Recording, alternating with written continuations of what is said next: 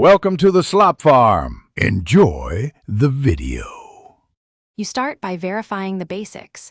Update FunTouch OS and confirm your battery is above 20% so performance isn't throttled. Once done, open Settings and grant overlay, microphone, and storage permissions to game mode. These let you record and show floating widgets. Next, add your game to game space or the game mode list so the system recognizes it. Do this now. You need the app registered before tweaking performance and network priorities in the next step. Now, configure how the phone devotes resources. You choose a profile.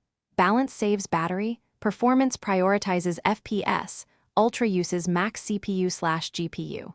Next, enable network acceleration to reduce latency and restrict background data for non-essential apps, which stabilizes ping. Also set Do Not Disturb specifically for game mode so notifications won't interrupt you, and enable floating message shortcuts for quick replies. These steps ensure smoother gameplay. Finally, launch the game from GameSpace so game mode hooks in automatically.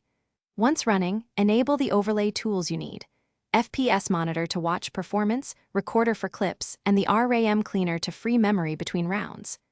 Adjust in-game graphics to match the chosen profile, lower settings if you hit thermal throttling.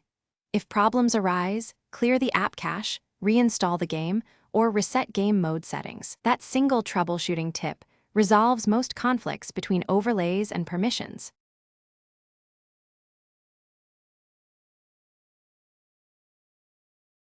Thanks for watching. Consider subscribing if we helped you today.